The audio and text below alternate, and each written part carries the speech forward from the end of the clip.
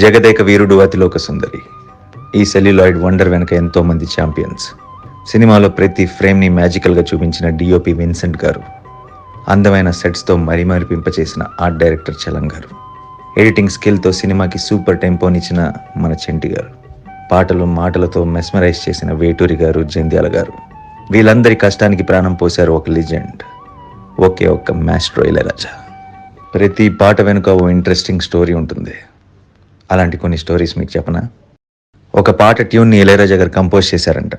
కానీ పాట విని అన్ని మెలడీ క్లాస్ సాంగ్స్ అయిపోతున్నాయి. చిరంజీవి గారు, శ్రీదేవి గారు అంటే మాస్ సాంగ్ ఎక్స్పెక్ట్ చేస్తారు కదా అని గట్టిగానే అభ్యంతరం వచ్చింది.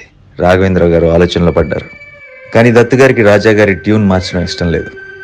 అప్పుడు వేటూరి గారు, మహానుభావుడు, ఇదే ట్యూన్ని మాస్ సాంగ్ చేస్తాను చూడండి అన్నాడు. అలా అబ్బని తీయని దబ్బా రాశారు.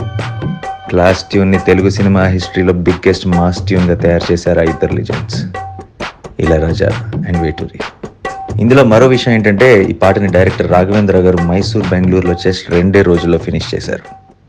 అదే మళ్ళీ మరో సాంగ్లో దేవకన్య మొదటిసారి మానస సరోవరంలో రావడం, అందాలలో మహోదయం పాట పిక్చరైజ్ చేయడానికి రాఘవేంద్ర గారు 11 రోజులు టైం తీసుకున్నారు. మరో పాట దినక్కుత్త దినక్కుర్రో, ఈ పాటకు కూడా వాహిని స్టూడియోలోనే భారీ సెట్ వేశారు. షూటింగ్ అయిపోగానే శ్రీదేవి గారు హిందీ సినిమా షూటింగ్కి ఫారెన్ వెళ్ళిపోవాలి. కరెక్ట్గా అదే టైంకి చిరంజీవి గారికి 104 డిగ్రీల హై ఫీవర్, ఒళ్ళు కాలిపోతుంది. ఓ పక్కన రిలీజ్ డేట్ May 9, ఒక్కరోజు తేడా వచ్చినా మొత్తం తేడా వచ్చేస్తుంది. అప్పుడు చిరంజీవి గారు హై ఫీవర్తోనే షూటింగ్కి రెడీ అయ్యారు. సెట్లోనే డాక్టర్, ఓవైపు స్పాంజింగ్ జరుగుతూనే ఉంది. చిరంజీవి గారు శ్రీదేవి గారితో డ్యాన్స్. అసలు ఎక్కడైనా చిన్న తేడా అయినా కనీసం కనిపించింది స్క్రీన్ మీద.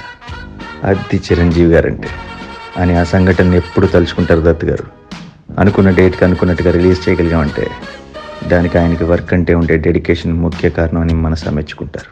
అందుకే ఒక్క కారణం కాదు, ఎన్నో యాంగిల్స్లో జగదేక వీరుడు అతిలోక సుందరి తెలుగు సినిమా చరిత్రలోనే ఒక వండర్, ఒక మైల్ స్టోన్, ఎవరు ఎప్పటికీ రిపీట్ చేయలేని హిస్టారిక్ ల్యాండ్ మార్క్.